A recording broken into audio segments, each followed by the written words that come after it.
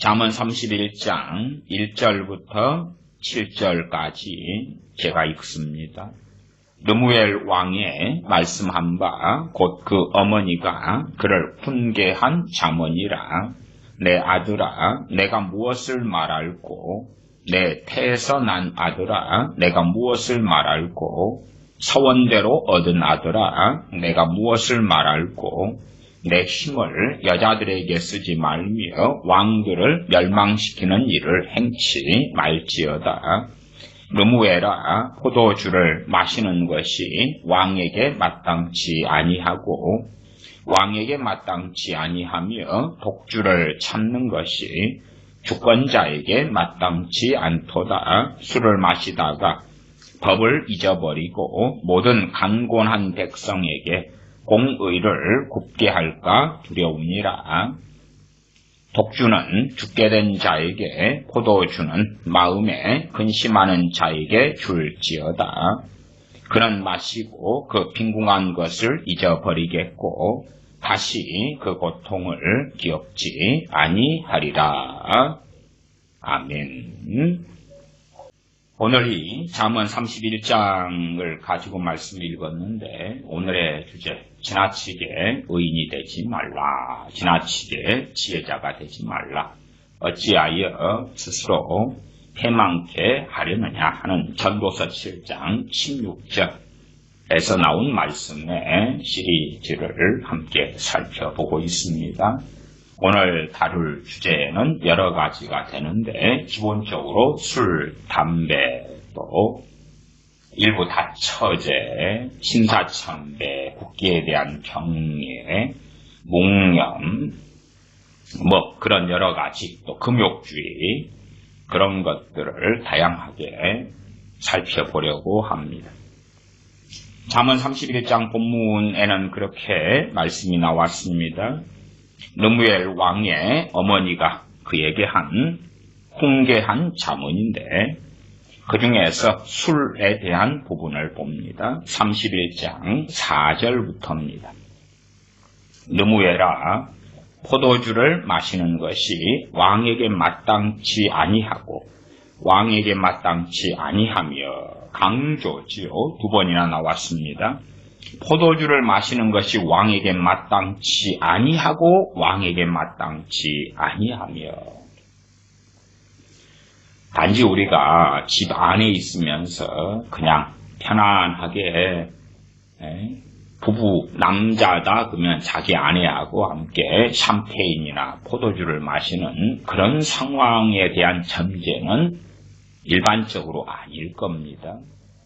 사람들이 술을 어디에서 마십니까? 사람들하고 모여가지고, 그래서 기분에 따라서 술을 마십니다.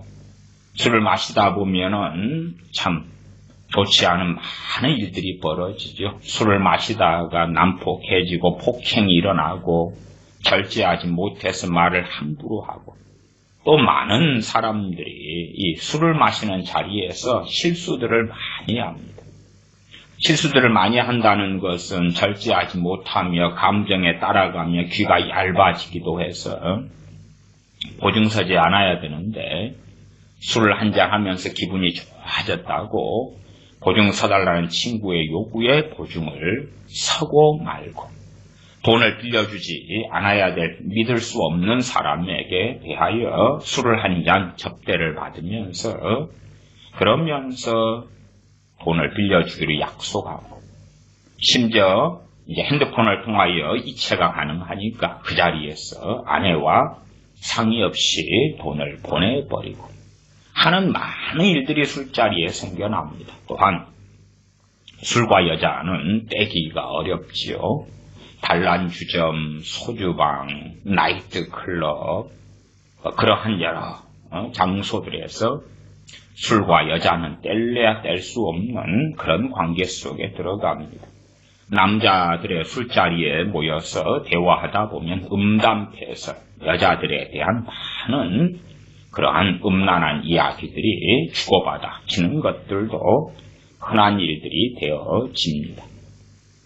그러면 르무엘아, 포도주를 마시는 것이 왕에게 마땅치 아니하고 왕에게 마땅치 아니하며, 디모데에게는 자주 나는 병과 비위, 위장병을 위하여서 포도주를 조금씩 쓰라고 사도 바울을 통하여 하나님께서는 말씀하셨다. 우리는 그렇게 성경을 통해 확인합니다. 그렇기 때문에 어떤 질병을 위하여 포도주를 사용할 수가 있고, 또 나아가 우리가 성찬을 할 때에 포도주를 사용합니다. 어떤 사람들은 극단적으로 말씀의 한 부분만 가져와서 술을 마시지 말라, 그래서 그에 대한 극단적 문자주의로 성찬을 할 때에 포도주가 아니라 포도즙만 되어야 된다, 그런 사람도 있습니다. 그런 사람은 디모데가 포도주를 자주 나는 병과 비위 때문에 마셔야 된다는 것을 이해하지 못할 수도 있겠지요. 사람들은 자기가 보고 싶은 것만 봅니다. 주님께서 가나의 혼인잔치에서 물로 포도주를 만드신 사건을 기억하셔야 됩니다. 그 다음에 주님에 대하여 어떻게 주님은 알려졌느냐? 누가복음 7장 34절을 보면 주님께서 하시는 말씀인데, 인자는 와서 먹고 마시매 너희 말이 보라 먹기를 탐하고 포도주를 즐기는 사람이요. 세례 요한은 그의 제자들과 금식을 했는데, 인자는 와서, 우리 주님 자신에 대한 이야기입니다. 인자는 와서 먹고 마시매 너희 말이 보라 먹기를 탐하고 포도주를 즐기는 사람이요. 세리와 죄인의 친구로다 하니, 포도주를 즐긴다, 없는 이야기는 아니죠. 최소한 주님께서 포도주를 너무 좋아하신 건 아니시겠지만, 그러나 때로 잔치집에 가시기도 하고 때로는 모임의 자리에서 포도주를 주님께서 마시셨다는 것은 누구나 다 공히 인정하는 사실이 되어집니다. 그런 의미에서 포도주는 도대체 어떻게 해야 되느냐? 술의 문제죠, 근원적으로. 다시 잠언 31장 4절로 와서 느무에라, 포도주를 마시는 것이 왕에게 마땅치 아니하고 왕에게 마땅치 아니하며 독주를 찾는 것이 주권자에게 마땅치 않도다. 포도주를 마신다, 성찬같이 또한 몸의 건강을 위하여 마시는 그런 것을 이야기하지는 않을 것입니다. 그러면 한 잔, 두 잔, 그러한 것을 이야기하는 것은 아닐 거다. 나시린 소원을 했을 때에 남자든 여자든 특별한 소원이 나시린 소원인데, 그때에는 포도주를 또한 독주를 멀리하고 포도에서 난 것은 건포도까지라도 그 서운하는 기간에 먹지 말아라 말씀했죠. 그러나 이스라엘 백성들이 나시린 소원 말고 일상사에서는 포도주를 마셔왔다 하는 것입니다. 이 잠언 말씀에 포도주와 독주를 느무엘 왕에게 그의 어머니의 잠언은 마시지 말아라, 멀리하라, 그렇게 말씀했지만 구약의 일반적인 이스라엘 백성들에게 포도주나 독주가 완전히 금해진 것은 아니다. 지나치게 의되지 말라는 말씀에서 제가 로마서 말씀을 살펴보았습니다. 로마서 14장 1절 2절을 전해 보았었지요. 제가 읽어드리면, 믿음이 연약한 자를 너희가 봤되 그의 의심하는 말을 비판하지 말라. 정답은 믿음이 강한 것이죠. 초신자가 정답이 아니라 영적으로 성장하고 성숙한 사람이 정답입니다. 정답은 그렇지. 우리가 아이를 키우는 것이 아이가 어린아이 상태 그대로 머물러 있게 하기 위하여 돌보고 키우는 게 아니지요. 그 어린아이가 성장하여서 사람 구실을 하고 그 어린아이가 장성하도록 부모는 양육하는 것이지요. 젖을 먹이고 분유를 먹이고 돌봐주고 똥기저귀를 치우는 것이, 태어난 지 몇 달밖에 안 됐는데 너무나 이뻐. 이 상태로 그냥 가만히 멈춰놓자. 그렇게 하려고 양육하는 건 아니에요. 그 이상으로 우리가 거듭났다 해서 초신자지요. 이제 주님 믿었다 했을 때 초신자입니다. 진리에 대하여 전반적으로 무지하고 또한 하나님 말씀을 제대로 알지 못하고 당연하게 세상적인 부분은 너무나 많이 존재하지. 저희같이 오랫동안 주님을 믿고 섬겨온 사람들의 경우도 마찬가지가 됩니다. 주님을 오래 믿었는데 성화되지 않은 부분, 변화되지 않은 부분이 얼마나 우리에게 많고 많이 발견할 수 있습니까? 나아가 죄와 무수히 많은 씨름을 할 수밖에 없는 우리의 당면한 현실이 있습니다.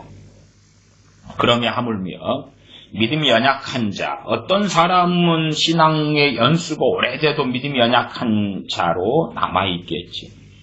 어떤 사람은 이제 감 믿었기 때문에 믿음이 연약한 자가 되기도 합니다. 그 믿음이 연약한 자가 되는 다양한 이유들은 존재합니다. 믿음이 연약한 자를 너희가 봤되 그의 의심하는 바를 비판하지 말아라. 믿음이 연약한 자가 의심하는 것은 그 의심하는 일은 잘못된 것이에요. 잘못된 것이니까 당연하게 판단받을 수 있고 비판받을 수 있겠죠. 그러나 비판하지 말라고 이야기하지. 최소한 비판하지 말라는 것이 판단하지 말라는 건 아닙니다. 왜냐하면 믿음이 연약한 자가 옳다고 생각하고 잘못된 의심을 하고 잘못된 것을 행할 수 있는 거지요. 그러니까 그걸 보는 사람이 그 연약한 사람이 그 믿음의 여정 가운데 쓰러지고 넘어지다가 그러는 것인지 아니면 몰라서 그런 것인지 등등을 분별할 필요가 있겠지요. 그래서 몰라서 그렇다면 판단해서 그를 정죄하고 비난하고 공격하는 게 아니라 판단해서 잘 가르쳐주는 것이 필요하겠지. 그러나 어떤 사람들은 싸워도 쉽게 극복하지 못하는 많은 일들이 있습니다. 예를 들어 알코올 중독자가 있다. 그 알코올 중독자가 예수를 믿었습니다. 우리 대부분은 알코올 중독자가 아니에요. 한 알코올 중독자 예수를 믿었어요. 그 다음에 그가 주님을 믿었기 때문에 알코올 중독에서 자유케 되겠습니까? 안 되겠습니까? 안 됩니다. 당연히 안 되지요. 된다고 생각하는 사람은 좀 이상한 사람이지 상식이 뭘 상식이지. 상식이 없는 사람이지요. 알코올 중독자 1000명 예수를 영접해도 그 가운데 영접하고 믿자마자 혹은 믿고 난 다음에 얼마 후에 알코올 중독에서 자유케 되는 사람은 1000명 중에 몇 명이 안 됩니다. 심지어 1000명 중에 하나도 없을 수도 있어요. 응? 그러니까 슬픈 거지요. 나는 알코올 중독이에요. 알코올의 임박이었어요. 술의 임박이었어요. 그리고 이제 주님을 믿었는데 알코올 중독에서 해결이 안 돼요. 해결이 안 돼. 해결된 확률은 1000명에 하나다. 그렇게 말하면 0.1%. 물론 1000명에 하나라는 보장 자체를 못합니다. 보장 자체를 못해요. 주님을 영접하고 믿어도 돈 문제 해결되는 거 아니고 건강 다 온전케 되는 것도 아니고 귀신의 문제가 다 떠나가고 자유케 되는 것도 아니고 알코올 중독, 마약 중독 해결되는 게 아니에요. 그건 당연하고 뻔한 이야기이기 때문에 사도 바울 같은 경우도 사단의 사자 육체의 가시를 가지고 있었고 안질도 때에 따라 있었고 디모데도 자주 나는 병, 그건 만성질환에 가까운 거지요. 그 다음 비위의장병을 가지고 있었지요. 그러면 우리가 극단적인 어떤 주장들에 쉽게 미혹되면 그것을 통하여 그것이 진리인 줄 알고 지나치게 의인, 지나치게 지혜자가 망상적으로 되어져서 사람들을 얼마든지 괴롭게 할 수가 있다. 물론 자기가 극단적으로 치우쳐 갔는데도 깨닫지 못하고 알지 못할 수 있는 건 그런 일들은 많이 벌어지지요. 알코올 중독자가 주님을 믿었습니다. 그러나 그에게 알코올 중독의 문제는 계속되어집니다. 그 한 사람이 알코올 중독에서 자유케 되기 위하여 많은 과정도 필요하고 또한 유감스럽게 1000번을 술에 지더라도 그 알코올 중독자는 다시 일어나서 싸우고 해야 될 것입니다. 물론 어떤 알코올 중독자는 주님 믿은 다음에 나 그래도 괜찮아 그렇다면 저는 그런 사람은 참으로 주님을 믿은 사람은 아니겠다 그렇게 저는 판단합니다. 그러나 대부분의 알코올 중독자들이 주님을 영접한 다음에 그 술에서 벗어나려고 애를 쓰고 알코올 중독이 잘못된 것이라는 인식과 인지를 저는 하는 것을 오랫동안 보아왔습니다. 그럼에도 불구하고 해결되지 않는 거죠. 저희같이 알코올 중독이 아닌 사람들의 입장에서는 야, 너 알코올 중독자구만. 나는 아니야. 그러니 내가 얼마나 너보다 신령하고 의롭고 거룩한지 알아? 야, 너는 담배, 니코틴 중독이구만. 나는 아니야. 나는 너보다 얼마나 신령하고 대단한 줄 알아? 잠언 31장 4절로 다시 가서 르무엘아 포도주를 마시는 것이 왕에게 마땅치 아니하고 왕에게 마땅치 아니하며 포도주를 찾는 것이 독주를 찾는 것이 주권자에게 마땅치 않도다. 이유는 술을 마시다가 법을 잊어버리고 모든 간곤한 백성에게 공의를 굽게 할까 두려우니라. 야, 술을 마시고 취해가지고 재판하는 것도 상당히 문제가 되지요. 그러나 그보다 더 먼저는 술자리에 사람들과 함께 하면서 그러면서 어느 재판에 대하여서 관계자가 로비를 할 수 있는 거예요. 로비를. 그냥 자기 왕이면 아내가 많을 거 아닙니까? 자기 아내 솔로몬도 아내가 700명이고 첩이 300명, 도합 1000명이었습니다. 백연잎 송사라고 기분 좋게 하려니까 이제 아내가 왕비가 왕에게 술상을 봐줍니다. 그러면서 이 벌려보세요. 반찬 넣어주고 술 따라서 먹여주면서 백연잎 송사를 하는 거지요. 야, 여보 이번에 재판을 받게 됐는데 누가 어떤 사람이 사실은 동생입니다. 좀 봐주세요. 그러면 술자리로 들어가면 사람들은 그 분위기를 타고 더 감정적이 되고 정서적이 되고 판단력이 흐려지고 그러니까 포도주와 독주를 마시는 자리까지 나아가버리면 아주 곤란하죠. 그냥 혼자서 포도주나 독주 마시고 그리고 잠드는 것이야 문제는 별로 없겠죠. 그러나 포도주와 독주를 마시는 자리들이 그런 자리들을 갖다 보면 이 왕이라 할지라도 법을 잊어버리고 모든 강곤한 백성, 강곤하는 억울한 공고한 백성에게 공의를 굽게 할까 두려우니라. 6절 독주는 죽게 된 자에게 포도주는 마음에 근심하는 자에게 줄지어다. 독주는 죽게 된 자에게 줘라. 어떨 때 사람이 죽게 됩니까? 어떤 암은 걸리면 굉장한 고통을 유발합니다. 그래서 이 독주 같은 것이 어디에 쓰이냐면 마취제 같은 걸로 쓰입니다. 총알이 이렇게 맞으면은 먼저 러시아산 그런 아주 독한 이런 위스키인가요? 이렇게 독주를 마시고 그 다음에 이제 독주를 여기에 상처에 품어가지고 막 총알을 끄집어내는 영화의 장면들도 보지 않습니까? 그러면 어떤 사람이 다리가 전쟁터에서 잘렸어요. 죽어가요. 너무 고통스러운 거예요. 그때 이제 독주를 마시는 거죠. 그리고 그 고통을 경감을 시키는 거죠. 우리도 그렇습니다. 너무 고통스러우면 기도가 잘 안 돼요. 너무 고통스러우면 믿음이 사용이 잘 안 되고 믿음이 약화가 되는 거예요. 그래서 어떤 면에서요. 이 죽게 된 사람들, 죽음을 앞둔 사람들이 고통을 받는데 요즘엔 현대의학이 발달돼 가지고 마취제를 잘 사용하죠. 마취제를 부분 마취도 사용하고 잘 사용해서 수술하고 처방합니다. 그러나 지금 시대에 와서 가능해진 일이에요. 또한 나아가 그런 의료 혜택을 받는 나라의 국민들이 존재하지만 실제로 받지 못하는 무수히 많은 나라의 국민들이 존재한다는 사실이에요. 그래서 죽게 된 자에게 독주를 주어라.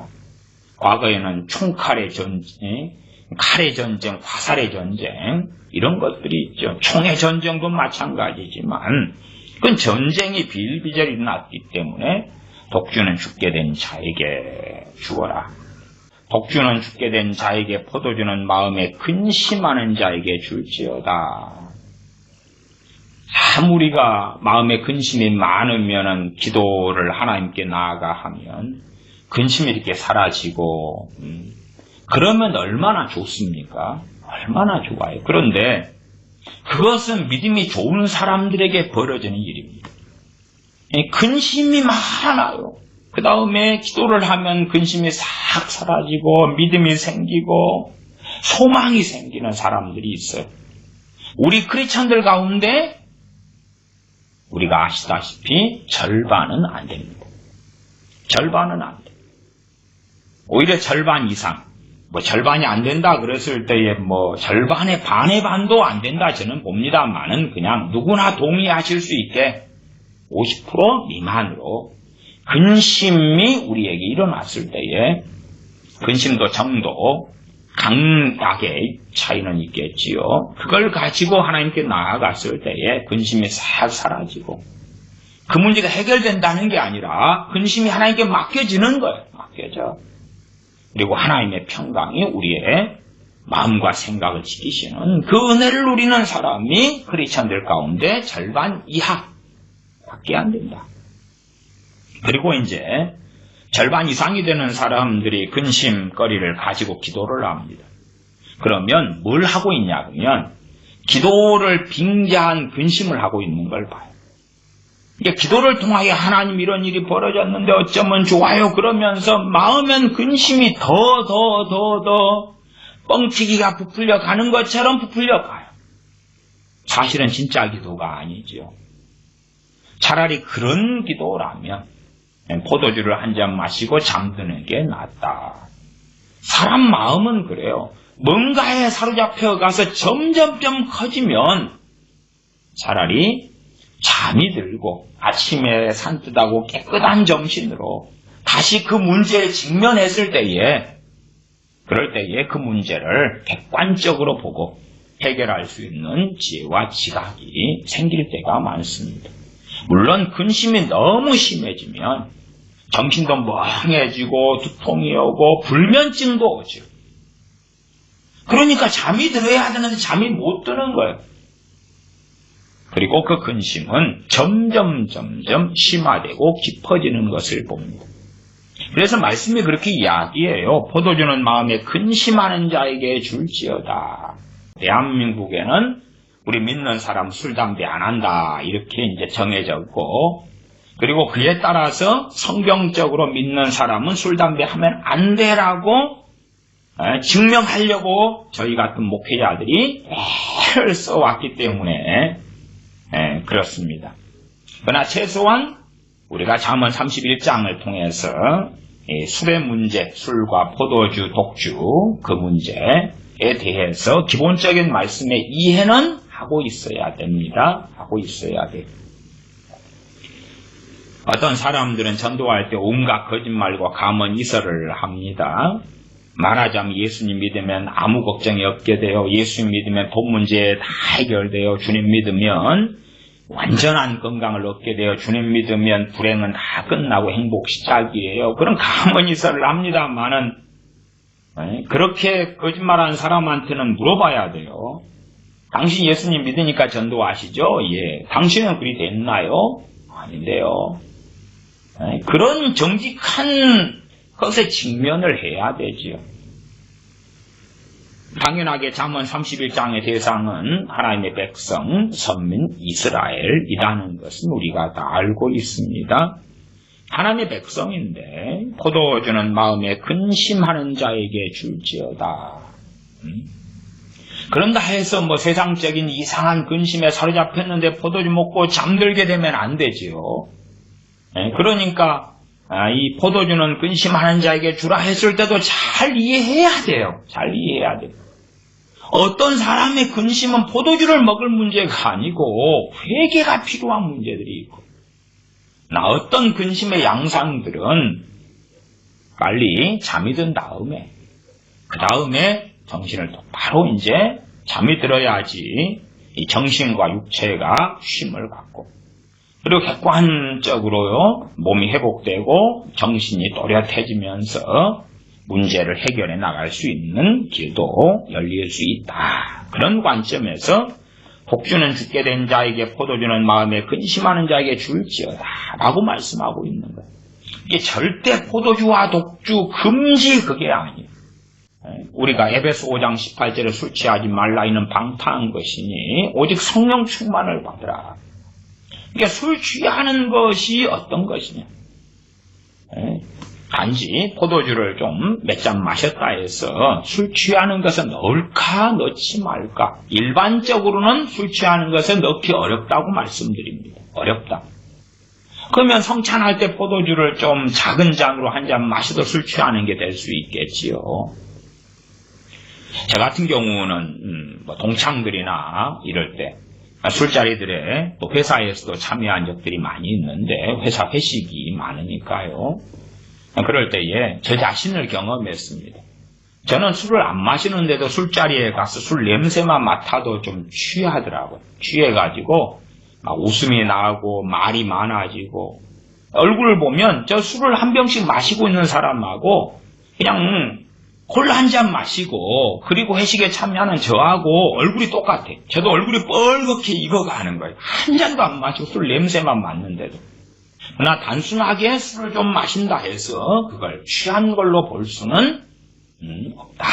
그렇게 말씀드리고 맥주를 음료처럼 마시는 문화에 살고 있는 사람들에 대하여 그것이 음주 문화, 술 문화다. 그렇게는 말씀을 안 드려요. 그게 일상이기 때문에. 그래서 우리는 문화적 관점이나 또한 우리의 경험 속에서 성경을 해석하기를 좋아하는데 성경을 제대로 보는 건 필요하다. 보통 때 이스라엘 백성이 잔치자리에 주님께서 가네 혼인잔치에서 물로 포도주를 만드셨던 것처럼 포도주를 마시죠. 마셔. 그것을 주님께서 가는 곳마다 정죄하고 다니신 적은 전혀 없으시다. 괜히 또 지나치게 의인되지 말라 해서 여러분이 설교 들은 다음에 술에 대한 자유가 왔네 그러시면 안 돼요. 그렇게 하라는 이야기는 아니에요. 괜히 안 마시는 사람이 술 자유 왔다고 막 마시거나 아니면 마시면서 그 세속적인 자리에 들어가시는 분들이 합리화해가지고 마시면서 세속화되고 마시면서 감동적이 되고 충동적이 되고 이상해지고 죄짓고 그렇게 나간 쌍으로 쓰시면 절대 안 돼요, 그건. 그런 자리들에서는 우리 믿는 사람으로서는 저는 크리스천입니다. 술 대신 콜라나 사이다나 음료수로 한 잔 주세요. 아니면 분위기상 술잔을 앞에 놔뒀다면 저는 여기에 물 한 잔, 생수 한 잔 따라주세요. 함께 분위기 맞추기 위하여 저는 생수 병을 들고 건배를 하겠습니다. 그렇게 할 수 있다고 말이에요. 대한민국에서는 세상 사람 안 믿는 사람들도 크리스천은 술, 담배 안 한다. 그렇게 알고 있어요. 그러니까 굳이 안 하던 것을 하실 필요는 없어요. 그러나 이제 제가 알코올 중독자 이야기 했잖아요. 알코올 중독자가 예수님 믿었다 해서 알코올 중독에서 그냥 자유케 되지는 않는다고요. 않아요. 심지어는 알코올 중독에서 자유케 되지 않은 상태에서 돌아가시는 분이 대부분이. 그게 안타까운 일이. 교회가 더 생명력이 있고 더 살아있고 그러면은 병 고치는 은사를 성령님께서 훨씬 더 많이 부어주셨을 것이고 기적행하는 은사를 더 능력하는 은사를 더 많이 주셨을 것이고 그리고 많은 알코올 중독자로서 주님 믿은 사람들이 알코올 중독에서 자유케 되었을 것이다. 말씀은 드립니다. 그러나 이제 성령님께서 병 고치는 은사나 능력 행하는 은사, 기적 행하는 은사 등을 별로 주시지 않기 때문에 알코올 중독에 걸린 사람이 주님을 믿어도 그들의 신앙, 믿음을 지키기 위한 싸움은 굉장히 어려운 싸움이 됩니다. 그 동성애 같은 것도 그렇습니다. 동성애자들로서 동성애 벗어나려고 하고 그러면서 주님을 믿는 사람이 있어요. 참 안타까운 일입니다. 주님을 믿어요. 동성애라는 것이 나 안 할랍니다 해서 끝나는 거 아니에요. 동성애는 알코올 중독보다 더 강하고 무서운 것입니다. 아마 그 강도가 마약 중독? 그보다 강하려면 더 강한 것이 동성애입니다. 그러니까 어떤 A라는 사람이 동성애자인데 게이든 레즈비언이든 나 예수님 믿고요. 동성애 끊으려고 합니다. 해도 안 끊어져요. 안 끊어져요. 헨리 나우겐 같은 가톨릭 신부 동성애자였지 않습니까? 동성애자로 살다가 죽었지요. 또 실제로 이제 동성애 반대하는 운동을 하는 그런 사람들이 있어요. 과거에 동성애자였다가 그러다가 동성애와 싸우는 사람이 돼요. 때로는 목사님들도 있고 그 다음에 뭐 보통 사회운동하는 사람도 있고 그런데 그 중에서 상당수는 지금도 동성애를 못 벗어났어요. 사실은 싸우는 중인 거예요. 물론 이제 그걸 보는 사람들은 이분이 과거에 동성애자였다가 지금 벗어났구나 그렇게 그들의 싸움 그들의 어떤 면의 선한 싸움이지요. 그러한 동성애, 탈동성애, 또한 동성애와 싸우는 그 운동, 사회운동에 대하여 귀한 일을 하고 계시다. 저분들은 벗어나셨구나 생각하실지 몰라도 동성애 그렇게 쉬운 것이 아닙니다. 그러니까 한 사람이 동성애자가 예수님 믿은 다음에 못 벗어나요. 못 벗어나.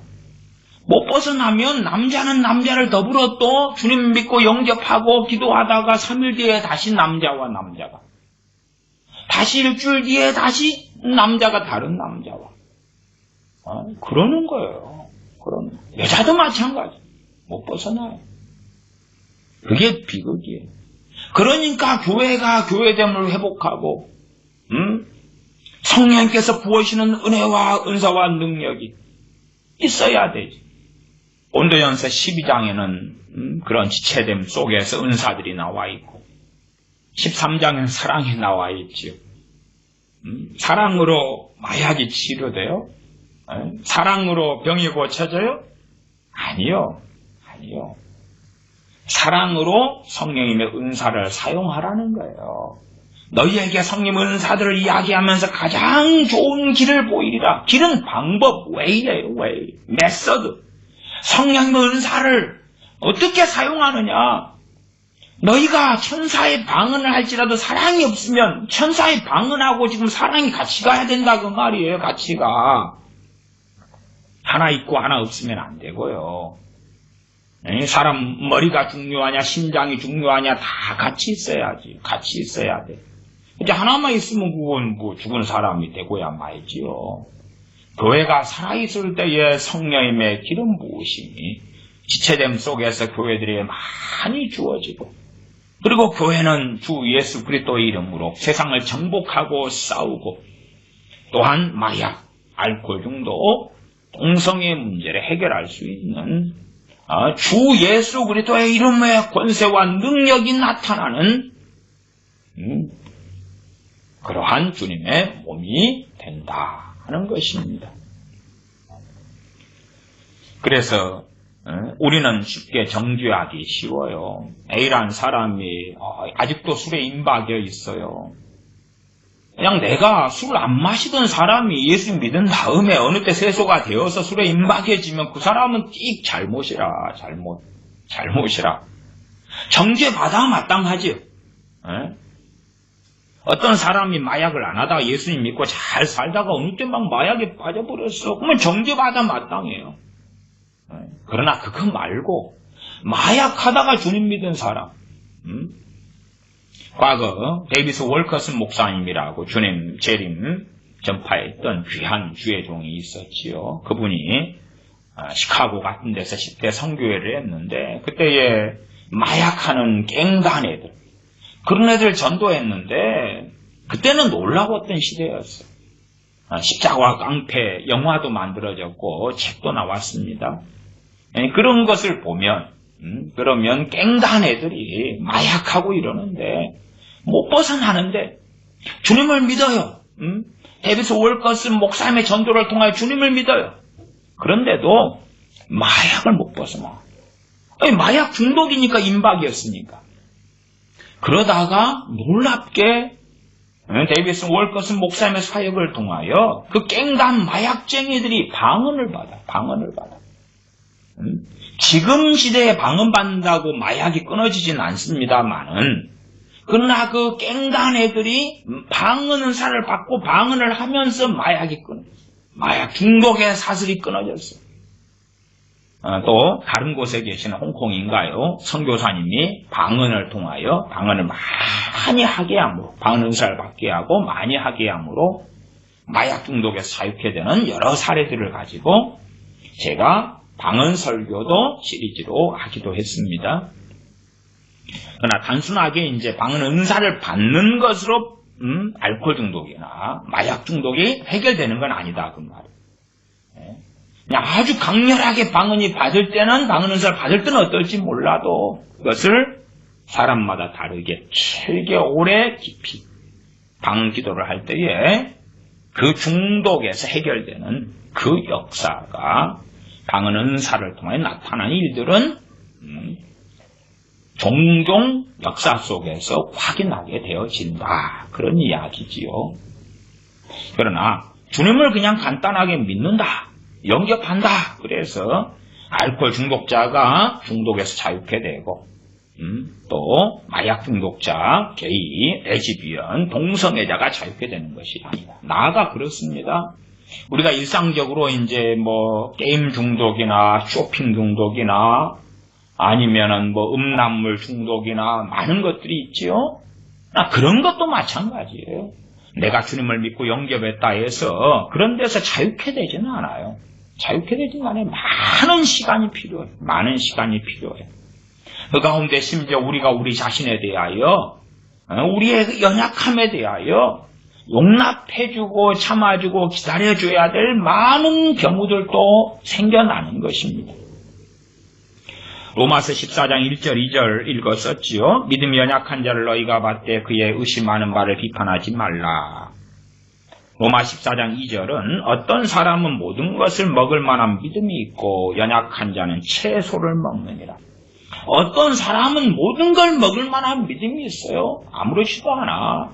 우상의 제물도 먹을 수 있고 당시의 유대인들의 그 음식법 규정에 의하여 많이 살았을 때인데 나는 돼지고기 삼겹살도 먹을 수 있어.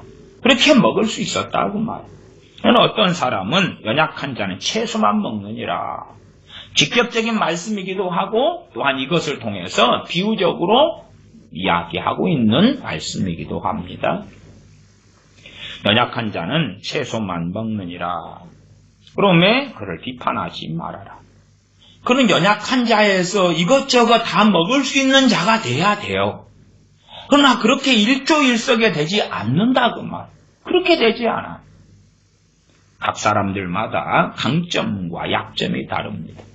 부부도 마찬가지 아닙니까? 강점과 약점이 다르기 때문에 서로의 매력에 끌리고 연애하다가 결혼하게 되고 그런 거 아니겠습니까? 그런 것처럼 내가 강한 부분은 상대방이 약할 수 있고 상대방이 약한 부분은 내가 강할 수 있고 아니면 둘 다 동일한 부분에 약할 수도 있어요. 물론 성경적으로 잘못된 것에서 두 사람이 만났는데 다 넘어지는 사람들이에요. 그랬더니 야 우리 서로 넘어지니까 이건 괜찮은갑다. 그래서 합리화하면서 죄된 부분과 싸우지 않는다. 그것은 잘못된 것이 되어지지요. 잠언 20장 1절입니다. 잠언 20장 1절 제가 읽습니다. 포도주는 거만케 하는 것이요 독주는 떠들게 하는 것이라. 포도주와 독주에 미혹되는 자에게는 지혜가 없느니라. 지혜가 사라져가는 거예요. 지혜가 없어져가는 거예요. 지혜가 없어져가. 쉽게 혈기 부리고 성질 내고 싸우고 원한을 맺고 감정이 통제가 안 돼. 이성에 따라서 행하는 게 아니라 독주와 포도주를 먹을 때에 감정적으로 행하면서 그러면서 어리석게 행해서 지혜가 없느니라. 그렇게 되어지지요. 이사야 5장 11절. 이사야 5장 11절 제가 읽습니다. 아침에 일찍 일어나 독주를 따라가며 밤이 깊도록 머물러 포도주에 취하는 그들은 화 있을진저. 지금 복주와 포도주를 먹는 보편적이고 잘못된 하나님을 등지는 방식을 선지자를 통하여 말씀하고 계시는 것입니다. 아침 일찍 일어나서 뭘 찾아요? 또 술 찾아요. 술 찾아. 그것은 잠언 31장에서 말씀하는 내용이 아니다 그 말이에요. 이것은 죄인 것이 명확한 것입니다. 밤이 깊도록 머물러 포도주에 취하는 그들은 화 있을진저. 밤이 깊도록 술을 몇 병이든 마셔야 되는 것. 그런 것은 명확히 죄예요. 그래서 성경에 술에 대하여 독주에 대하여 명확하게 죄된 부분을 확인해야 돼. 그러나 그럼에도 불구하고 그렇지 않은 영역이 남아있다는 것을 이해를 하시라 그 말. 이해를 하시라.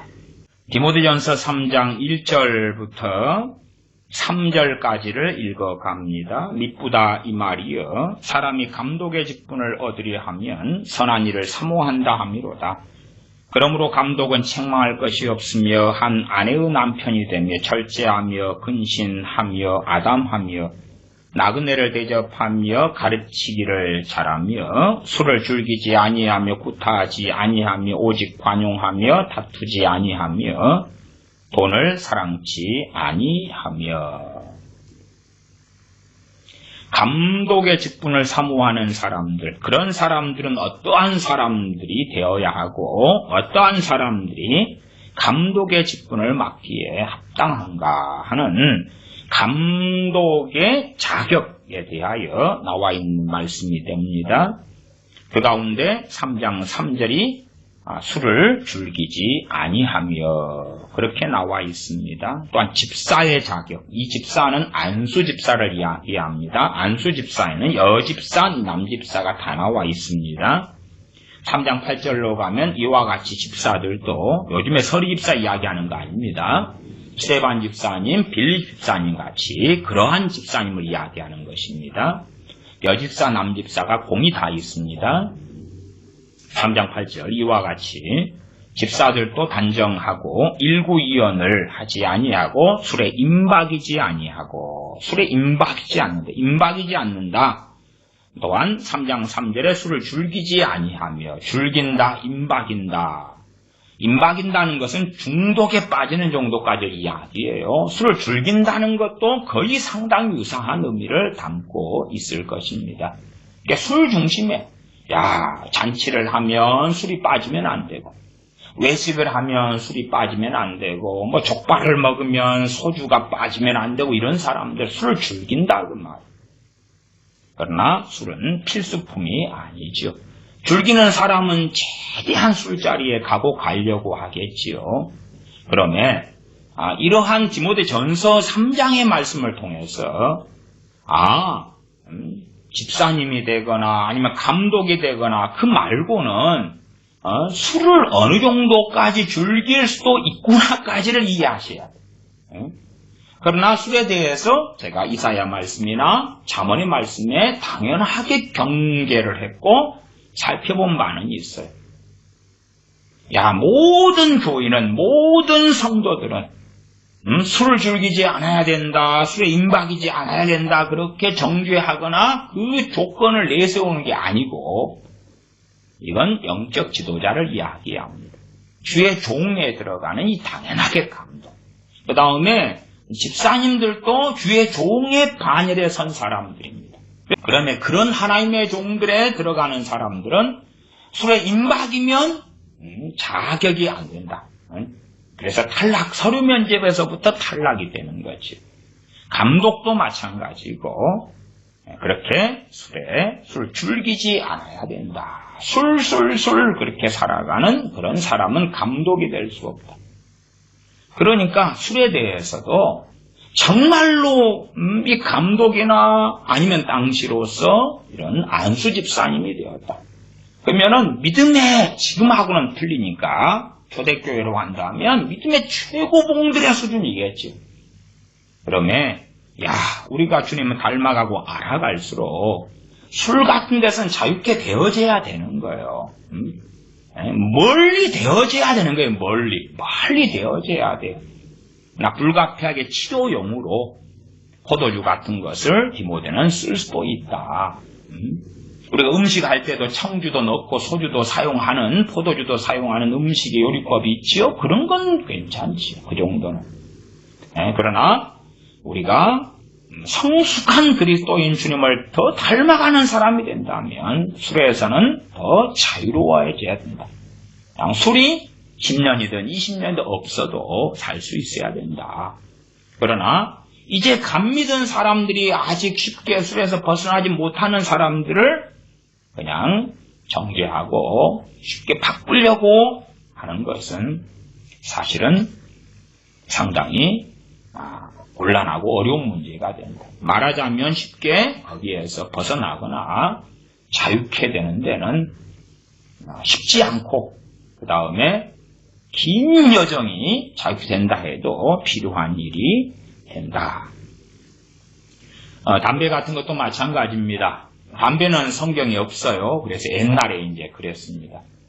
왜 술, 담배를 하지 말라 그랬는데 제가 고등학생 때 물었어요. 담배를 피지 말라는 것이 성경에 어디가 있습니까? 그랬더니 이제 먹어서 배부르지 않은 것은 먹지 말아라. 이런 게 있다는 거예요. 그러면 껌은 먹으면 씹으면 배가 부릅니까? 뭐 등등등 여러 이야기를 했던 것이 생각이 납니다. 담배 같은 경우도 쉬운 건 아니에요. 왜 쉽지 않냐 그러면 성경에 그런 것이 문화적 차이 때문에 뭐 때문에 별로 없으니까. 그리고 어떤데 전도하러 어느 나라 부족 지역에 가면 부족 습관이 다 아이부터 어른까지 담배를 피우는 습관을 가진 그런 부족들도 있어요. 그런 것하고 우리 한국 사람으로서 한국에서 배운 우리의 신앙하고는 좀 다른 면모가 있다. 영국 같은 경우는 담배 얼마나 많이 피워왔습니까? 지금은 잘 모르겠어요. 근데 과거 이제 찰스 스펄전 목사님 같은 그 하나님의 사람의 경우도 담배를 많이 피웠다 그래요. 그래서 심지어 찰스 스펄전 목사님 집에 들어가면 그러면 주잡느냐 하는 이야기가 나올 정도로 담배 연기로 집안을 꽉 채웠다 그래요. 담배 연기로. 그렇게 담배의 애연과 골초였어요. 골초. 네. 그러나 어쨌든 찰스 스펄전 목사님은 끝까지 담배를 끊었다는 이야기는 못 들었지만 그 골초로 살면서도 하나님의 사람으로 살다가 삶을 마감했다는 것은 우리가 대부분 인정하고 동의해야 합니다. 이게 그렇게 간단한 문제가 아니다. 간단한 문제가 아니에요. 그럼에도 담배를 피우는 것이 덕이 안 된다면 피우지 않아야 된다. 대한민국의 크리스천은 당연히 그러겠지요. 그리고 나아가서 담배를 피우는 것이 덕이 안 되는 많은 나라가 있습니다. 또한 굳이 건강에 안 좋은 것을 피울 이유는 또 뭐가 있습니까? 그러니까 피우지 않는 사람들에게 피워도 된다는 것을 저는 전혀 이야기하는 것도 아니고 그 다음 피우는 분들은 끊으셔야 된다고 말씀을 드리는 거예요. 그러나 끊지 못하고 있는데 그것을 우리가 쉽게 정죄하는 데는 가지 말자 그거예요. 그런 부분을 가지고 성경으로 정확하게 담배 피우는 것이 죄다고 정죄하기는 어렵지. 실제로 우리가 먹는 음식도 마찬가지입니다. 밀가루 음식 같은 거, 라면도 마찬가지예요. 많은 음식이 우리의 몸에 해를 가져옵니다. 해를 가져와. 음식도 그래요. 일정량 이상을 먹으면 내게 해를 가져와요. 무엇처럼요? 담배처럼. 그런데 일일이 과식을 했습니다. 몸을 망가뜨렸어요. 해를 가져왔어요. 죄지었습니다. 그렇게 하고 어떻게 삽니까? 못 살죠. 우리가 적절하게 조절해야 되죠. 조절해야 돼. 약도 마찬가지입니다. 잘 작용하는 약일수록 독성이 강합니다. 그래서 아픈 부분에는 효과적인데 그 약을 많이 사용하거나 장기 복용하거나 그러면 다른 데 해를 가져와. 담배를 피우면 해로워요. 담배 피우는 사람은 이 폐가 막 썩는다 그러잖아요. 해를 가져와요. 그러나 단지 그러기 때문에 쉽게 정죄하지는 말자. 그러나 우리 굳이 자녀들 하여금 담배 피우게 해서는 결코 안 되겠지요. 피우는 사람들이 끊으려고 하는데 자유케 되는 것이 제가 말씀드렸어요. 담배든 술이든 마약이든 동성애든 뭐 게임 중독이든 그렇게 간단하지 않아요. 3일 금식 한 번 했다고 끊어지지 않아요. 그렇게 간단하지 않아요. 그런 담배 중독에서 해결되려고 담배 끊으려고 일주일 금식, 열흘 금식, 3일 금식 하는 크리스천들 많았습니다. 남자분들. 그런데 대부분은 아무런 성과가 없었어요. 끊어지지 않았어요. 간단한 이야기가 아니에요. 우리같이 이제 담배를 안 피우는 사람 입장에서는 정죄하기가 쉬워요. 나는 자유로우니까. 근데 담배에 임박이게 되는 데까지는 긴 시간이 필요하고 그것만큼 그 안에 들어간 다음에는 긴 시간 들여서 임박이게 되고 알코올 중독이 될 때까지도 긴 시간 임박이게 되는데 술을 얼마나 마셔서 그렇게 됐겠어요. 이게 벗어나는 것도 특별한 하나님의 기적이 아니면 만성질환처럼 짊어지고 살다가 죽는 경우들이 대부분이다. 그렇게 말씀을 드려요.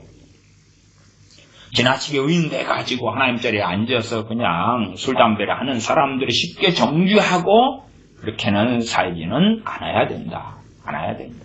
우리 자신을 살피고. 그리고 심지어 내 자녀가 불신자 자녀인데 술, 담배를 한다. 근데 이게 끊는 게 쉬운 게 아니에요. 그냥 딱 한 번 어제 담배를 피워봤어요. 그럼 앞으로 하지 마. 그러면 쉬워요. 상당히. 쉬워. 근데 피운 지 한 3년 됐어요. 그러면은 그렇게 간단하지 않아요. 그것이 포인트가 되면 안 되겠다 말씀을 드리는 거예요. 내 자녀의 영혼을 구원하려면 담배 문제를 가지고 싸울 문제는 아니게 될 것이다. 자녀에게 올바른 복음을 증거하고 진리를 전해야 된다. 물론 잘못된 기대는 하지 마세요. 잘못된 기대는 뭐예요? 내 자녀가 주님 영접하면 새 사람 돼. 새로운 피조물은 맞아요. 근데 그것도 영적으로 그런 거지 실제로는 안 그래요. 실제로는 죄인이지요. 안 고쳐요. 안 변해요. 변화된 것은 별로 없어요. 진짜 주님 믿으면서 회개가 터지고 그러면은 좀 변화되는 걸 눈으로 확인할 수 있어요.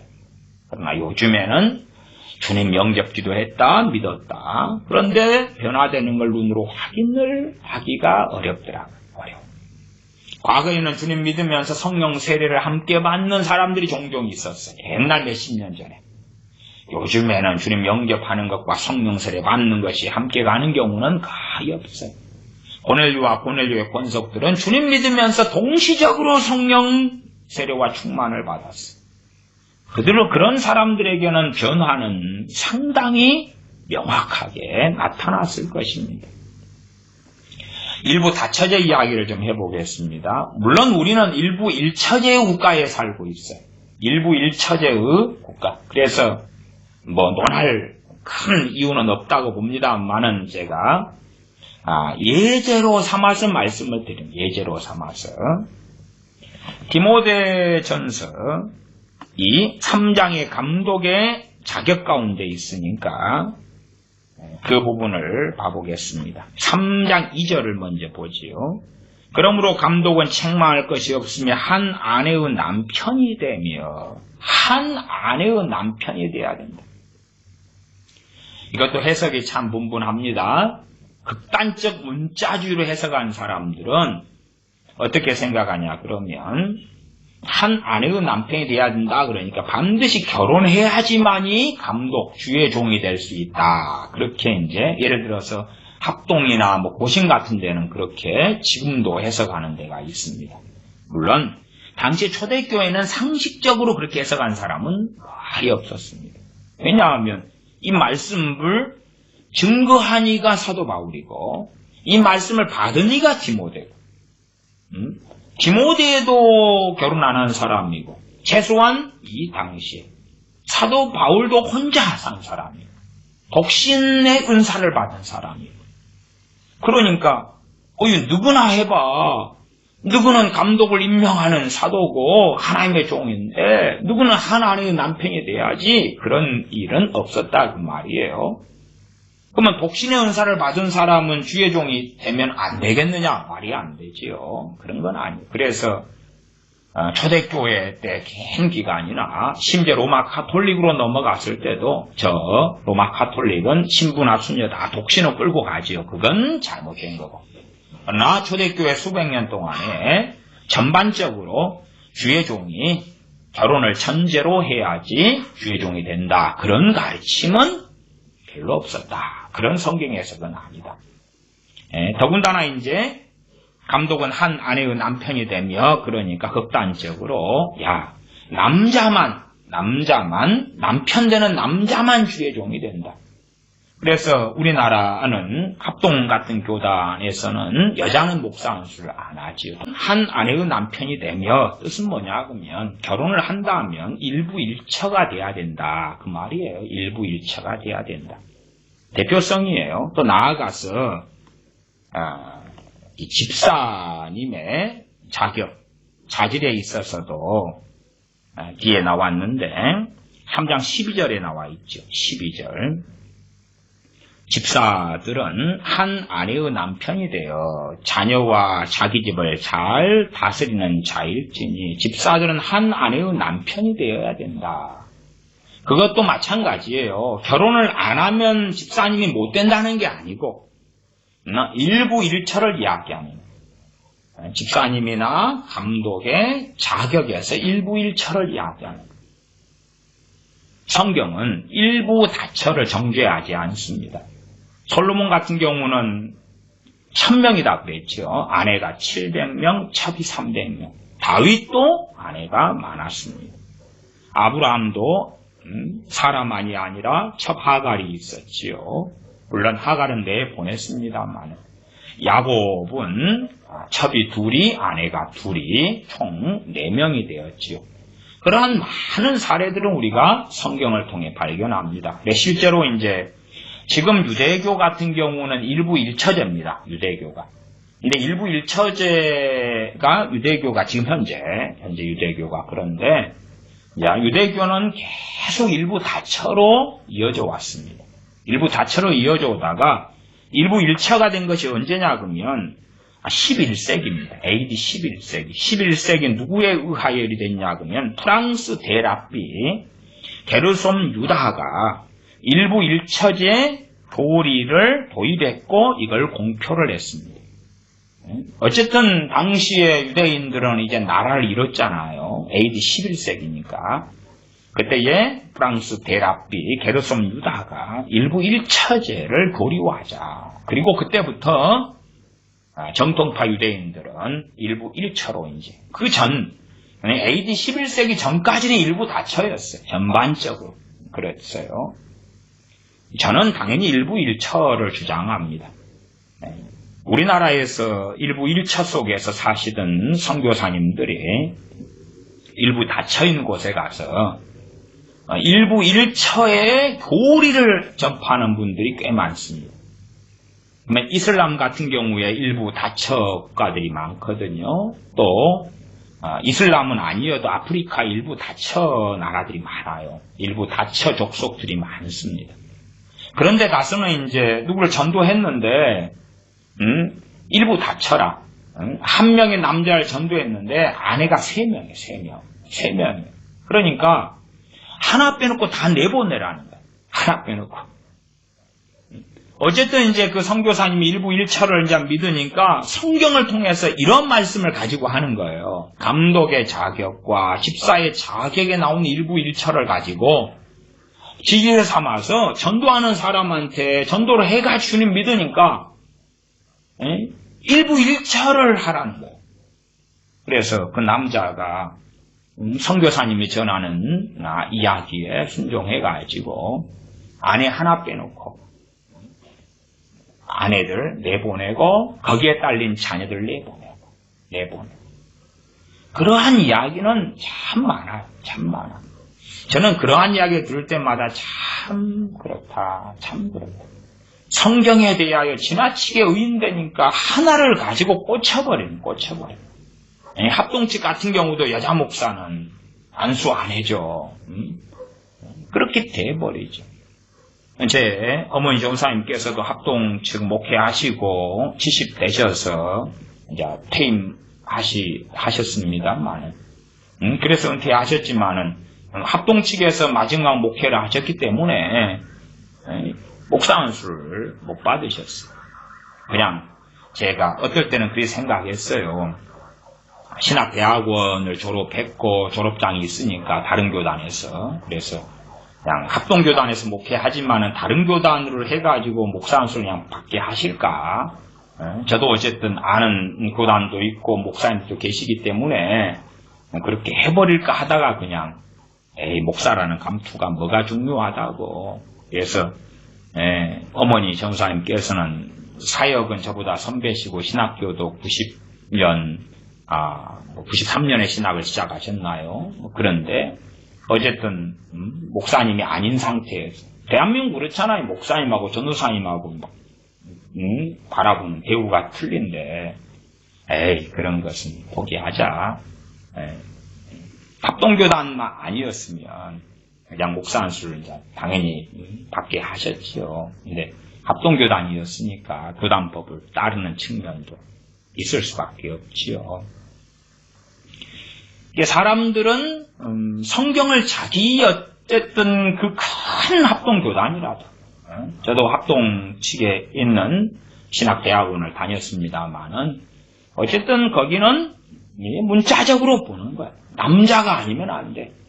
심지어는 제가 과거에 어릴 때에 교회 생활했을 때도 그 담임 목사님도 합동 총신 출신이셨는데 여자들은 강대상을 못 올라가게 했어요. 처음에는 못 올라가게 했어요. 나중에는 이제 청소를 해야 되잖아요. 그러니까 올라가는데 회개 기도를 하고 올라가야 돼. 성찬할 때와 비슷하게. 회개 기도를 막 하고 올라가야 돼. 기도를 하고 올라가야 돼. 거룩하게 돼가지고 거룩한 강대상에 올라가서 강간에 올라가 청소를 할 수 있는 거예요. 그 다음에 여자들 대표 기도를 안 시켰어요. 80년대 이야기입니다. 대표 기도를 안 시켰어요. 여자들은 안 돼. 예배 인도를 안 돼. 여자들은 예배는 안 돼. 예배 인도는 안 돼. 공예배는 인도를 못 해. 신방을 여자 전사님이 가면 신방 예배는 아니야. 그 신방 가정 예배도 예배에 들어가지 않는 걸로 이렇게 교단적으로 정하고 그랬어요. 성경은 이 결혼에 대해서 일부 일처를 이야기하는 대상이 누구냐 그러면은 안수 집사님, 초대교회 7 집사님 같이 그런 분들, 안수 집사님들, 그 다음에 감독. 당시에는 당연하게 장로님들도 다 주회종의 반열, 이 안수 집사님까지도 주회종의 반열에 속했습니다. 그래서 자격에 대하여 명확하게 밝히고 있는 것입니다. 미국 같은 경우는 1887년에 일부 가처제를 시행 금지를 시켰습니다. 제가 파라과이에 있는데 파라과이도 좀 독특합니다. 파라과이가 1950년대까지 일부 다처제를 허용을 했습니다. 물론 법적으로는 일부 일처제인데 그러나 1950년대까지는 허용을 했어요. 왜냐 그러면 1800년도에 전쟁이 있었습니다. 1864년부터 6년간 파라과이와 주변 3개국의 전쟁이 있었습니다. 아르헨티나, 브라질, 우루과이하고 파라과이하고 1864년부터 6년간 전쟁을 했는데 당시에는 이제 이 중남미에서 강대국 중에 꼽히는 나라가 파라과이였습니다. 그리고 아르헨티나 당연히 당시에 1800년도에 가장 강력한 남미의 나라는 아르헨티나고 브라질은 당연히 인구도 많고 땅도 크고 얼마나 강력합니까? 그래도 못지않게 파라과이가 강력한 나라였어요. 파라과이가 욕심을 부렸습니다. 당시에 로페스라는 사람이 대통령이었는데 그 사람이 이제 저 우루과이를 탐을 냈습니다. 파라과이 아래가 우루과이가 있어요. 파라과이는 대한민국 영토의 4배 정도 크기가 됩니다. 인구는 722만 명 정도인데 당시의 인구가 그렇게 많지 않았습니다. 당시 인구가 52만 5천 명 정도 됐습니다. 저 우루과이를 탐을 냈어요. 우루과이가 바다를 가지고 있고 파라과이는 남미 한가운데에 있어서 바다가 없거든요. 그래서 우루과이를 차지하려고 했어요. 그러니까 아르헨티나나 브라질이 반대했지요. 그래서 아르헨티나, 브라질, 저 우루과이하고 합세해가지고 파라과이와 전쟁을 했지. 파라과이의 욕심 때문에 벌어진 전쟁이죠. 6년간 전쟁을 통하여 전쟁에 패배를 했습니다. 그리고 파라과이가 영토를 한반도 크게 영토를 빼앗겼습니다. 자, 이과수폭포 같은 것도 다 파라과이 영토였거든요. 근데 한반도 땅 영토를 전쟁에 패배하고 빼앗겼어요. 3국에. 아르헨티나, 브라질, 우루과이에 영토를 넘겨주고 전쟁 배상금을 치르고 거기에서 끔찍한 일은 남자의 90%가 죽임을 당했습니다. 12살부터 60살까지는 거의 살아남은 사람이 없었어요. 어린아이하고 60살 이상의 노인분들만 얼마 살아남았어요. 그러니까 이제 성비가 여자는 90%, 남자는 10%. 그 전쟁을 통하여서 인구의 60%가 또한 죽었습니다. 전쟁이 끝난 다음에 남자가 몇 명 살았냐 그러면 2만 8천 명만 살아남았습니다. 그러니까 나라를 유지하려니까 결국은 일부 다처제를 허용할 수밖에 없었어요. 어린아이하고 노인네 말고는 남자가 없었습니다. 얼마나 치안은 어려웠고 힘들었겠습니까? 전쟁이 끝난 다음에 52만 5천 명 인구가 22만 명이 되었습니다.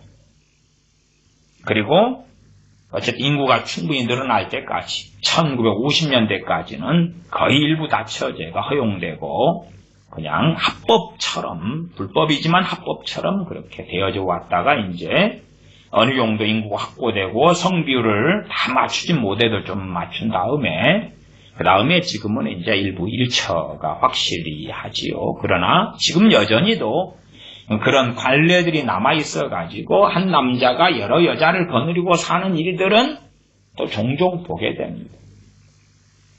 대한민국이나 미국 같은 경우는 확실한 일부 일처지요. 그러나 우리가 중동 권역에서 내가 선교를 한다. 또 아프리카에서 내가 살고 있다. 중동에 살고 있다. 그럴 때에는 일부 다처와 일부 일처의 문제로 싸우게 되는 거예요. 제가 살고 있는 파라과이에도 돈 많은 남자들이 여러 여자를 거느리고도 살아요. 거느리고 살아요. 이게 돈 받고 사는 현지처들이 많아요. 돈 좀 있는 사람을 잡아가지고 애 낳고 생활비 받아가지고 사는 여자들도 종종 있어요. 그러면 그런 것을 가지고 전도할 때에 그 일부 일처를 진리처럼 전하면 어찌 되겠어? 그러면 일부 다처를 했던 아브라함은, 야곱은 구원 못 받았을까요? 다윗은 어찌 됐을까요? 그래서 유대교 같은 경우도 제가 말씀드렸다시피 AD 11세기 프랑스 데라피 게르솜 유다가 일부 일처제 교리를 도입하고 공표한 이후에 일부 일처로 이제 유대교도 바뀌었다. 그렇게 말씀을 드린 거예요. 그러니까 우리가 생각하는 우리는 자유하지요. 다 일부 일처니까. 일부 일처니까. 그러나 이 글로벌하게 세상을 보면 그렇지 않아요. 글로벌하게 보면 아프리카 얼마나 많은 나라들의 일부 다처가 있고 이슬람 일부 다처가 공식화되어 있는 나라들도 많고 그리고 실제적으로 일부 다처 속에 들어가 있는 이슬람도 많아요. 일부 일처와 이 일부 일처를 진리처럼 여겨가지고 중동에서 복음을 전하다 보면 그러면 이제 A라는 사람이 믿었는데 여자를 정리해. 아니, 여자를 정리할 수는 있어요. 근데 그러면 그 여자들은 누구의 보호를 받지요? 거기에 난 자녀들은 이제 아버지가 없는 자녀가 되는데요. 그래서 일부 다처의 문제를 제가 이야기를 드리면서 지나치게 의인되지 말라. 그리고 여러 부분을 한번 고민해 보시라는 거예요. 그렇게 간단한 어떤 정답으로 던질 수 있을 만한 것이 아니다 그 말 아니에요. 실상 우리나라가 1948년에 세워진 다음에 그 다음에 이제 이 국기에 대한 맹세를 어떻게 해야 될 것이냐. 그에 대해서 많은 목사님들이 반대를 했어요. 그건 우상숭배 아니야? 그거 우상숭배 아니야? 국기에 대한 맹세를 어떻게 해야 돼? 그 다음에 순국선열에 대한 묵념 이렇게 하는데 순국선열한테 묵념해가지고 조상님들 이순신 장군님 뭐 고마워요 그럴까요? 말도 안 되죠. 그러니까 그걸 어떻게 해야 될 것이냐. 그래서 어쨌든 도단적으로는 전반적으로 국기에 대한 맹세를 하는 것은 이건 우상숭배에 속하는 것이 아니다. 그 결론을 내려서 이제 국기에 대한 맹세를 할 수 있게 되기도 했습니다. 그에 대하여 상당히 격렬하게 찬반 논쟁도 하고 어떤 이들은 저건 국기에 대한 맹세는 우상숭배니까 나는 할 수 없어 그런 크리스천들도 있어. 어떤 사람은 상관없어 그런 사람들도 있었지요. 순국선열에 대한 묵념 끄면 가만히 눈도라치 뜨고 있을 수는 없잖아요. 그러면 그런 부분에서 저는 허용적으로 묵념에 참여는 하지만 일반적으로 하나님을 섬기지 않는 사람들이 하는 묵념하고는 다르게 하나님께 기도하는 시간으로 가지는 거죠. 나라를 위해서 기도하고 민족을 위해 기도하고 하나님께서 주신 그 은혜와 긍휼에 대하여 감사하는 시간을 가지는 거지. 그들이 원하는 대로 따라가는 건 아니다. 그러나 저는 굳이 순국선열에 대한 묵념을 하는 그것에 대하여 그 방식으로 하는 건 죄고 우상숭배죠. 그러나 굳이 그것과 싸우면서 이걸 없애야 됩니다. 안 돼요. 라고 하지는 않겠다는 거예요. 굳이 그것 가지고 싸우는데 힘과 에너지와 정력을 쏟을 이유는 없다. 이렇게 보는 거예요. 좀 어려운 주제를 살펴봅니다. 열왕기하 5장을 보겠습니다. 열왕기하 5장에는 나아만 장군이 문둥병이 치료된 다음에 그 다음에 이제 하나님만을 섬기겠다고 고백하면서 하는 이야기들이 있습니다. 열왕기하 5장 14절부터 제가 읽어갑니다. 나아만이 이에 내려가서 하나님의 사람의 말씀대로 요단강에 7번 몸을 잠그니 그 살이 여전하여 어린 나이에 살 같아서 깨끗하게 되었더라. 나아만이 모든 종자와 함께 하나님의 사람에게로 돌아와서 그 앞에 서서 가로되 내가 이제 이스라엘 외에는 온 천하에 신이 없는 줄을 아나이다. 나아만 장군이 문둥병이 고쳐진 다음에 깨달았지요. 온 천하에 하나님 말고는 신이 없다. 다 신이 없다. 가짜다. 청컨대 당신의 종에게 예물을 받으소서. 가로되 나의 섬기는 여호와의 사심을 가리켜 맹세하노니 내가 받지 아니하리라. 나아만이 받으라 강권하되 저가 고사한지라. 17절 나아만이 가로되 그러면 청컨대 노새 2바리에 흙을 당신의 종에게 주소서. 이제부터는 종이 번제든지 다른 제든지 다른 신에게는 드리지 아니하고 다만 여호와께 드리겠나이다. 오직 한 가지 일이 있사오니 여호와께서 당신의 종을 사유하시기를 원하나이다. 곧 내 주인께서 림몬의 당에 들어가 거기서 숭배하며 내 손을 의지하심에 내가 림몬의 당에서 몸을 굽히오니 내가 림몬의 당에서 몸을 굽힐 때에 여호와께서 이 일에 대하여 당신의 종을 사유하시기를 원하나이다. 엘리사가 가로되 너는 평안히 가라. 저가 엘리사를 떠나 조금 진행하니라. 특별한 이야기들이 나와 있습니다. 특별한 이야기들. 자, 첫 번째는 봐보십시다. 17절을 다시 봅니다. 17절에 나아만이 이제 하나님만을 섬기겠다고 합니다. 그러면서 노새 2바리에 흙을 달라고 합니다. 그 다음에 이제부터는 17절 하반에 종이 번제든지 다른 제든지 다른 신에게는 드리지 않고 다만 여호와께 드리겠나이다. 그러면 엘리사 선지자가 지나치게 의인이 되면 나만에게 뭐부터 요구하냐 그러면 할례부터 받아. 그 다음에 야 제사는 네가 뭔데 제사를 지내? 제사를 지내려면 컴온 와 제사를 지내려면 흙을 가지고 이제 흙에서 거기에 단을 쌓고 제사를 지낸다는 거 아니에요. 거기에서 하지 말고 예루살렘으로 와. 성전으로 와. 제사는 제사장이 지내는 거야. 얼마나 가르칠 게 많아요. 그러나 평안히 가라고 엘리사 선지자는 보냅니다. 그래서 실상은 지나치게 의인이 되면 17절에서도 너 그렇게 하는 거 아니야.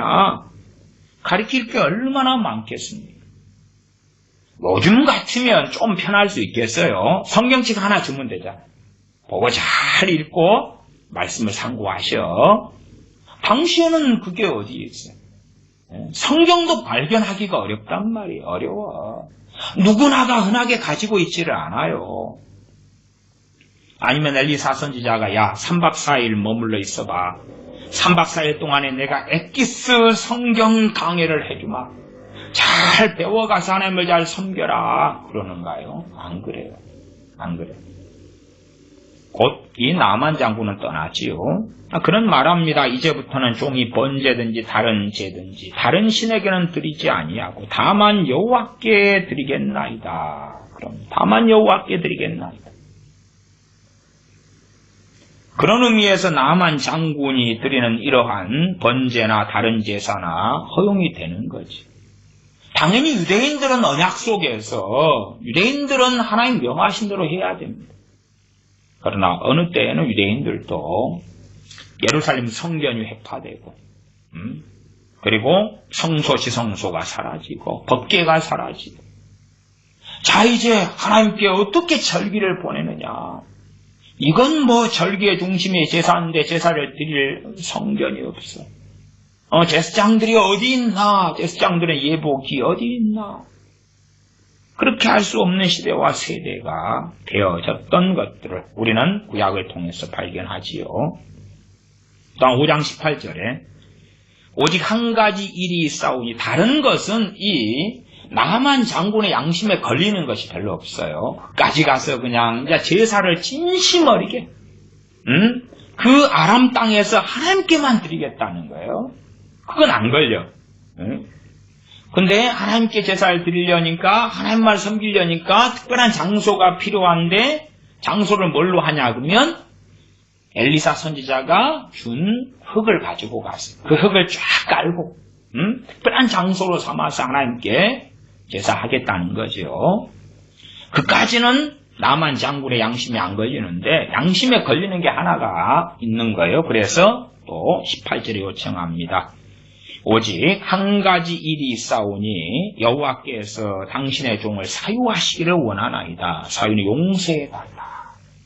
그러니까 자기 양심에 명확하게 지금 우상 숭배에 들어가는 사건이 하나가 있을 수밖에 없다는 걸 인지하지요. 그래서 여호와께서 당신의 종을 용서해 주시기를 원합니다. 곧 내 주인께서 림몬의 당에 들어가 신당이지요. 거기서 숭배하며 내 손을 의지하시네. 내가 림몬의 당에서 몸을 굽히오니 왕을 잡고 들어가서 왕이 굽힐 때 같이 숙일 수밖에 없는 상황입니다. 거기에서 거부한다는 것은 소위 삼족을 구족을 멸하는 반역죄가 되기 쉽죠. 그래서 그렇게 할 수밖에 없는 거예요. 당시에 아람의 군대 장관이었던 나만 장군. 우리는 생각하죠. 야, 나만아 그런 거라도 하면 안 돼. 안 돼. 때려치워. 목숨을 걸어.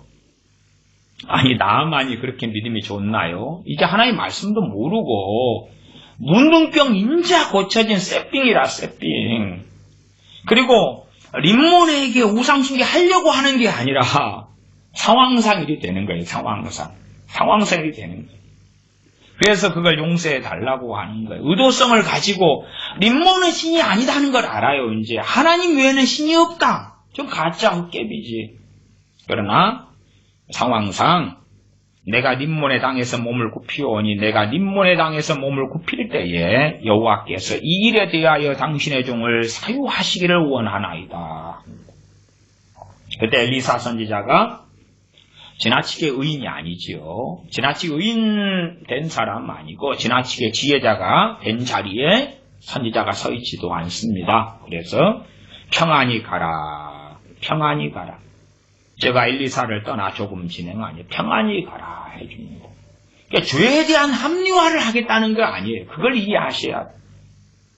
우상에 절하고 신사참배하는 것이 죄가 아니다는 게 아니에요.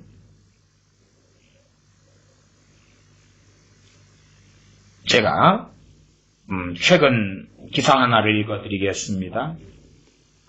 크리스천 투데이에 나온 기사입니다. 제목은 이란 교회 지도자들 매일 사자굴에 던져지는 박해 경험. 2021년 6월 1일 날 나온 기사입니다. 오픈도어 선교회에서 현지 교인의 사연과 간증을 소개한다.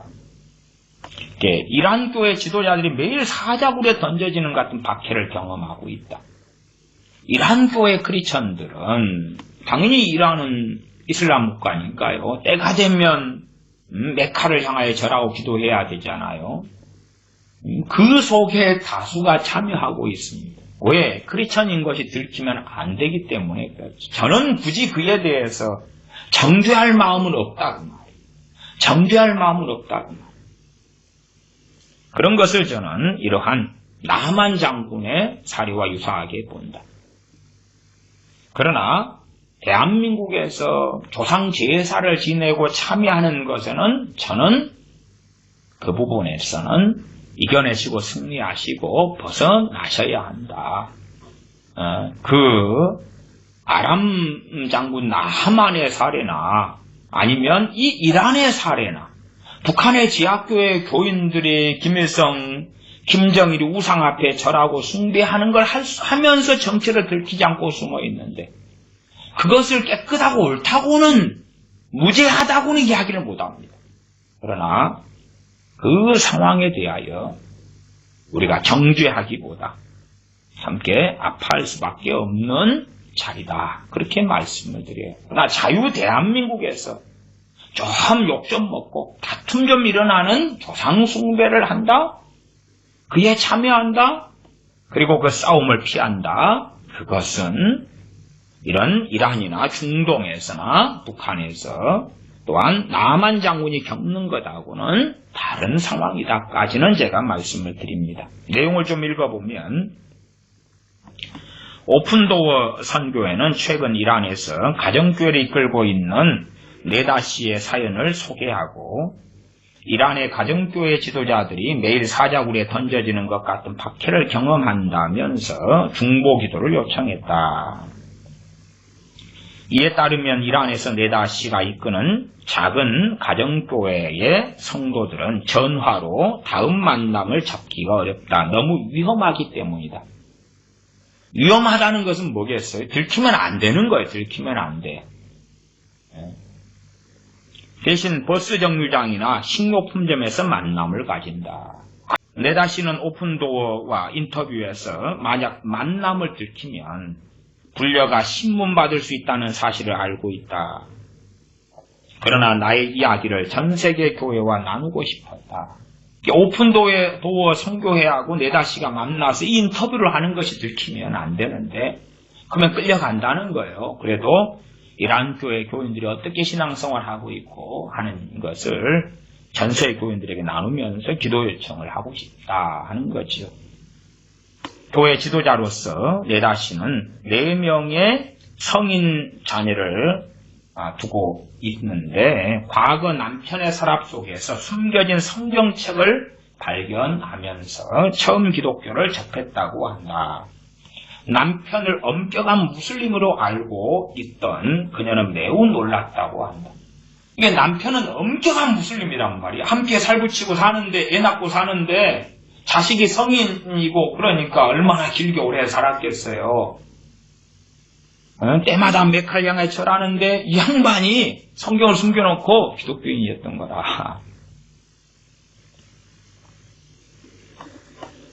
그녀는 난 기독교에 대해서 관심을 갖게 됐고 교회를 여러 번 방문했고 기독교인이 됐다. 박해가 가중되면서 교회 건물을 더 이상 찾아갈 수 없게 되어서 남편과 함께 집에서 모임을 갖고 가정교회를 시작하게 되었다고 전했다.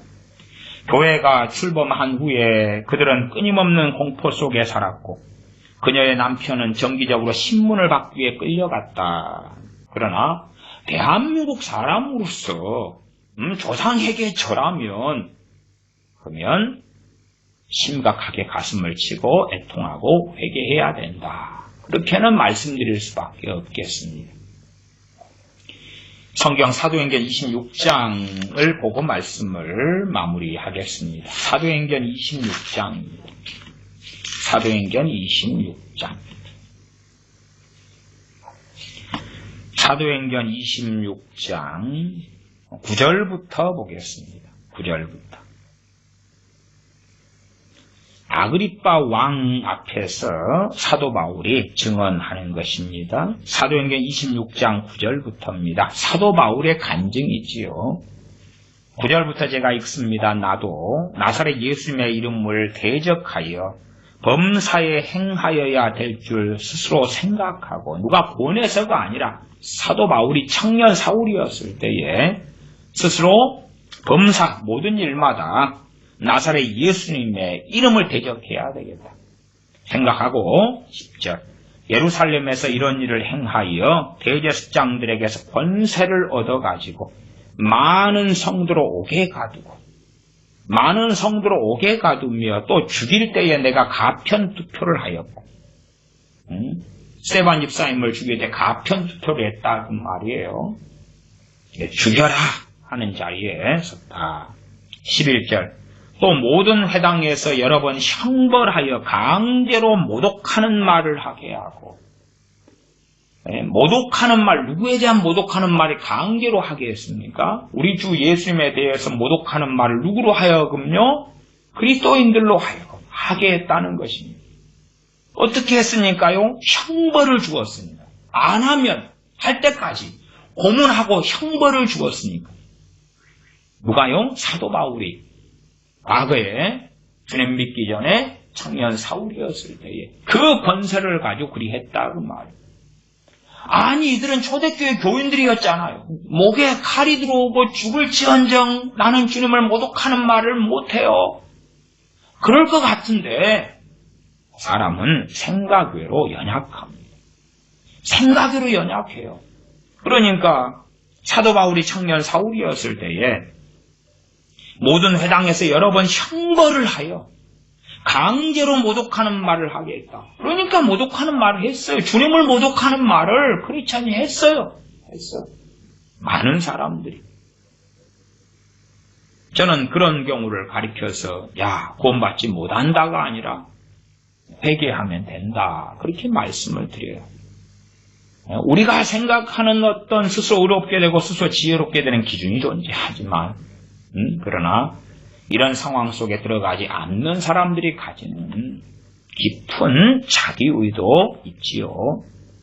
그러나 이제 아무것도 아닌 이런 강제로 형벌을 당하거나 고문당하는 상황도 아닌데 그런 사람들은 주님하고는 상관이 없다. 그렇게 말씀드리지요.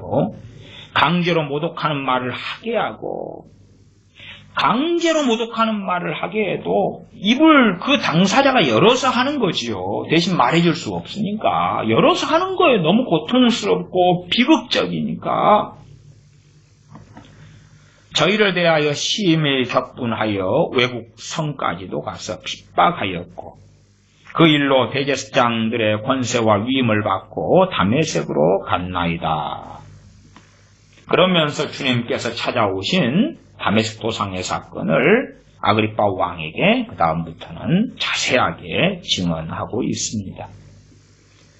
사도 바울을 같이 그렇게 많은 성도들을 잡아다 감옥에 넣고 그리고 천벌을 주고 강제로 주님을 모독하는 말을 하게 하고 그렇게 살아왔던 때가 있었지요. 전도서 강의에서 전도서 또한 말씀에서 우리가 7장에서도 확인했었지요. 그 어떠한 의인도 전혀 죄를 범하지 않는 의인은 없다. 사도 바울은 많은 사람들, 특별히 믿는 사람들에게서도 위험인자가 되었고 주님께 돌아온 다음에도 그렇습니다. 거부되었고 심지어 3차 전도행 마친 다음에 예루살렘 교회에 갔을 때 믿는 자 수만 명이 사도 바울에 대하여 이를 갈고 있는 상황이 되기도 했습니다. 그러면 사도 바울의 이 믿기 전에 했던 많은 일들에 그 겪은 사람들도 있었고 그 피해 당사자도 있었고 그들의 가족도 존재했지요. 그런 일들이 많습니다. 저는 극단적 금욕주의를 반대해야 합니다. 우리의 자녀들이 주님을 만나고 변화되는 데까지는 참 많은 시간들이 필요합니다. 저는 자녀들이 진심 어리게 자원하여 가정예배를 드리겠다 하는 경우가 아니면 자녀들을 강제로 가정예배를 드리게 하는데 저는 반대해야 합니다. 그것이 자녀들의 영혼에 유익한 게 아니라 오히려 더 큰 손해를 가지고 온다.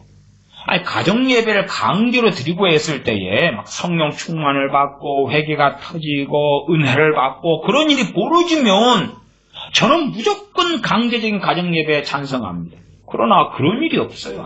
아무 게 없어요. 오히려 더 헛생각을 하고 이상한 생각, 이상한 마음, 판단 별게 다 굴러가는 죄 짓는 시간이에요. 그 자리만 앉혀놓으면 되는 게 아니에요. 그래서 자녀들과 함께 신앙생활 할 때는 부모가 자녀들과 함께 예배를 드리는 게 최고 좋은 거예요. 최고 좋아. 주일학교, 중고등부 그게 무슨 소용이요? 원래 주일학교, 중고등부 만들어진 게 그런 이유가 아니요. 방치되어진 아이들 때문에 그렇지 부모가 믿고 섬기는데 그 부모와 함께 하나님께 예배하고 찬양하면서 부모의 신앙과 믿음을 자녀가 보고 또한 부모도 자녀들의 신앙과 믿음을 봐야지. 왜 따로 밥이요? 비빔밥을 따로따로 먹으면 고추장대로 먹고 오이는 오이대로 먹고 밥은 밥대로 먹고 그러면 맛있을지요? 제가 한국에서 목회할 때에도 아이들과 함께 기도하는 시간보다도 차라리 런닝맨 함께 아이들과 하는 시간은 더 많았습니다. 아이들과 영화도 자주 보러 다녔어요. 공도 자주 차고 산책도 많이 하고 등산도 아주 많이 했어요. 그래도 아이들이 긍정적인 게 그런 것입니다. 제가 어디를 신방을 간다고 하면 아이들이 학교 갔다 끝난 아이들은 제가 신방 가도 설교를 1시간 반씩 하잖아요. 1시간 반씩. 한 곳에 신방 가면은 시간을 한 3시간은 기본으로 잡습니다. 설교 1시간 반 하고 또 앞에 찬양 20분, 10분, 그 다음 기도 함께 그래도 한 20분 하고 함께 교제하는데 시간 보내고 그런 신방이니까 보통 아이들 같으면 얼마나 지루하겠어요. 또는 아이들이 학교 갔다가 교회 예배당에 오는 아이들은 제가 아이들 온 다음에 신방을 간다 그러면 서로 가겠다고 그래요. 서로 가겠다. 차에 앉힐 자리가 없어서 놔두고 가지. 서로 가겠다 해서 같이 데려가요. 자원해서 그래서 함께 1시간 반 설교를 듣고 때로 2시간도 설교합니다. 아니면 1시간은 보통 넘어가죠. 그리고 예배 시간 총 시간은 기본 2시간, 3시간인데 거기에 참여해요. 강제로 그냥 물론 제가 목회할 때는 예배 설교 끝난 다음에 보통 30분씩은 기도를 합니다. 30분씩 기도를 다 시키긴 하지만 그러나 그것도 아주 그냥 절대적 관계성을 가지고 그러지는 않아요. 오히려 애들과 함께 제가 기도하거나 집회를 하는 것보다 함께 보내는 시간이 많아요. 이 현대 사회에서 아이들은 살고 있어요. 현대 문화 속에서 살고 있어요. 그러니 금욕주의가 되어져서 영화 보는 건 죄, 오락하는 건 죄. 저는 간혹 가다가 이 게임 중독에 걸린 아이들은요, 통제 속에서 살도록. 그래서 용돈을 주면서 PC방비를 주면서 PC방에 가서 좀 갔다 와라. 그러나 그러면서 사로잡히지 않는 어떤 것들, 또한 그런 게 사로잡히는 것에서 벗어나야 하는 어떤 것들을 이야기를 해요. 왜 이 중독에 걸려버리면 못 견디거든, 못 견뎌. 그래서 그런 부분에서 한 걸음 한 걸음 같이 걸어나가는 게 중요한 거예요. 영화도 같이 보여주면서 어떤 영화들에 대해서는 어떻게 봐야 될 것인지, 우리가 본 오늘 영화에 대해서는 어떻게 봐야 될 것인지, 옥구경도 가고 소풍도 가고, 여름 같은 때 아이들 방학 때 되면 저는 밤 12시에 아이들이 함께 있는 아이들은 밤 12시에 공원에 공차로 가고 그랬어요. 밤 12시. 왜? 너무 더워서 잠이 안 오니까. 밤 12시에 공차로 갔다가 편의점 다 불 켜졌잖아요. 그러면은 편의점 습격이다 그래요. 그래서 또 야식 먹고. 그렇게 시간을 보내고. 그러니까 제가 말씀을 전하면 아이들이 자기를 사랑하는 줄 알고 그래도 들을 아이들은 들어요. 어떻게 세상을 살아가야 되고 어떻게 함께 살아가야 되고 무엇을 인생과 삶을 위하여 준비해야 되고 그걸 가르치니까 아이들이 자기들의 문제 때마다 상담을 요청하고 도움을 요청하고 자기 속마음에 있는 것을 말하는 아이들이 있어 왔어요. 그러면 도울 수 있을 때는 돕는 게 가능했지요. 금욕주의자가 돼가지고 영화 연속곡 드라마 물론 저는 그래도 상당히 이 아이돌의 음악에 대해서는 아이들에게 강력하게 이야기했습니다. 심지어는 그 가사들을 쫙 프린트해가지고 읽어주면서 얼마나 이게 지저분한 건 줄 아느냐. 그러나 극단적 금욕주의가 돼가지고 TV는 전혀 안 돼. 그런 건 아니에요. 어떨 때는 재밌는 드라마가 했을 때는 아이들과 함께 사랑방에서 함께 보는 거예요. 태양의 후예 재밌더만요. 함께 보는 거예요. 재밌어. 네. 어떻게 그리스도인이 세상 속에 살아가야 하는가를 보여주는 거지. 어떻게 때로는 분별하고 어떻게 지혜롭게 뱀처럼 지혜롭게 살아가고 비둘기처럼 순결하게 살아가는가를 보여주는 거예요. 손을 잡고 걷는 거지. 그래서 어떨 때는 한 달 동안 방학 때에 제가 아이들 집회를 하기도 했지만 그것보다 더 자주는 영어를 가르치고 수학을 가르치고 한문을 가르치고 공부를 가르쳐요. 국어도 가르치고. 왜? 제 개인적으로는 성령의 인도하심이 그게 있어요. 제가 과외 선생도 했었고 사범대 출신이고 그러니까 교단물도 좀 먹었고 아이들은 어쨌든 제가 가르칠 수 있는 부분에는 영어는 못해도 영어를 가르치고 수학을 가르치고 그래서 아이들이 머리가 트이는 아이들이 나와요. 공부를 못하는 아이들이 잘하게 돼요. 준비가 돼요. 공부를 잘하게 되니까 일반적으로 그런 아이들 신앙도 같이 좋아집니다. 믿음이 같이 좋아져. 학생이 공부 못하면 자신감이 없지. 공부 못하면 공부하는 그 시간을 뭐 하겠어요? 죄만 짓지. 학생이 공부 못한다는 건 학교의 시간이 얼마나 길어요. 공부 못하는 아이들은 교우관계에서도 인정받지 못해요. 공부 못한 아이는 학교의 시간이 쥐밖에 될 수 없어요. 부모도 뭐라 그래요? 성적은. 그러면 부모 앞에서 떳떳하지 못하고 자기 자신감이 없어요.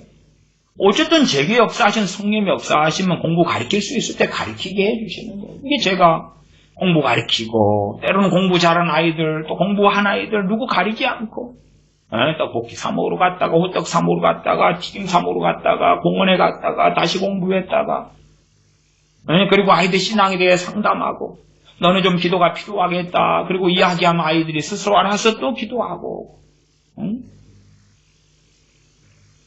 그렇게 해서 아이들의 영혼을 살리고 세워가는 거예요. 내 절대적인 기준을 세워가지고 너 하루에 30분 기도해, 1시간 기도해, 성경 몇 장 봐. 그게 종교인이 되는 거예요. 하나님이 없어지는 거예요. 하나님이 없어지는 거예요. 우리가 어리석은 사람이 되지 않았으면 좋겠습니다. 기도하겠습니다. 아버지 하나님, 우리가 어리석어져서 갈 바를 알지 못하고 행할 바를 알지 못하고 나아가 지나친 의인이 지나친 지혜자가 되어져서 내 기준에서 성경을 보고 판단하고 판별하고 그것을 통해서 가족과 부모와 형제와 이웃을 보면서 때로 비판하고 정죄하고 또한 심지어는 극단적으로 진리가 아님에도 불구하고 절대 진리인 양 가리키고 변론하고 싸우고 그렇게 되면서 이상한 세계 속에 빠지는 어리석음들이 또한 있어 왔습니다. 지혜와 지각을 가진 사람, 하나님의 말씀을 가지고 우리가 하나님 앞에 서서 살되 어리석은 사람들이 되지 않도록 하나님의 말씀을 바르게 알고 깨달아가도록 도와주시옵소서. 우리 주 예수님의 이름으로 기도하옵나이다. 아멘.